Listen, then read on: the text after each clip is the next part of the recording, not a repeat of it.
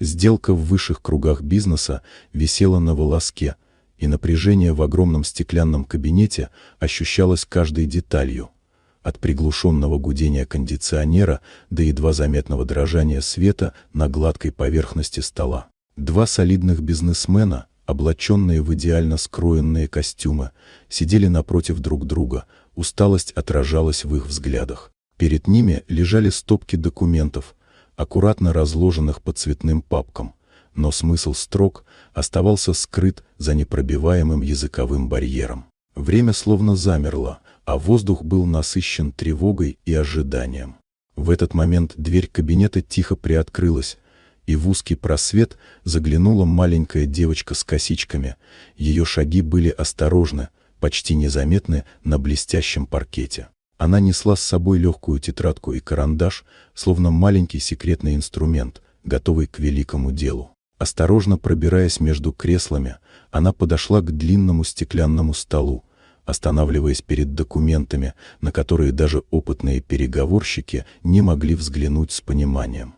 Сосредоточенно склонившись над бумагами, девочка начала методично переводить слова с немецкого на английский. Каждое ее движение было точным, каждое слово уверенным, словно маленький дирижер оживлял безжизненные строки.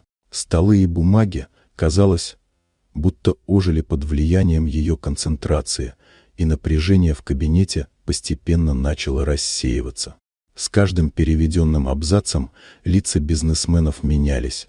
Сначала удивление, затем легкая улыбка, а вскоре уверенность. Сделка, которая еще недавно казалась обреченной, обрела ясность и приобрела направление, способное привести к завершению.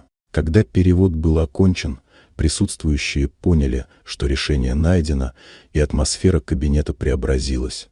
Воздух больше не был тяжелым, а, казалось, наполнился легкой торжественностью. За проявленную смекалку и выдающуюся помощь девочка была награждена медалью с символом того, что великие дела могут совершаться самыми неожиданными способами. Ее отец, стоя рядом, испытывал одновременно гордость и удивление. Его заслуга заключалась в том, что он воспитал в дочери смелость и внимание к деталям. Вскоре ему была вручена 3-кратная премия за непредвиденное спасение переговоров благодаря дочери, а имя девочки и этого дня навсегда вошло в историю компании как пример того, что настоящая помощь может прийти откуда угодно, даже от маленькой, тихой девочки, которая своими знаниями и вниманием смогла изменить ход больших дел. Вот такая удивительная история. Дорогие друзья, если вам понравилось видео, поставьте лайк, а также подписывайтесь на канал, впереди еще много интересного.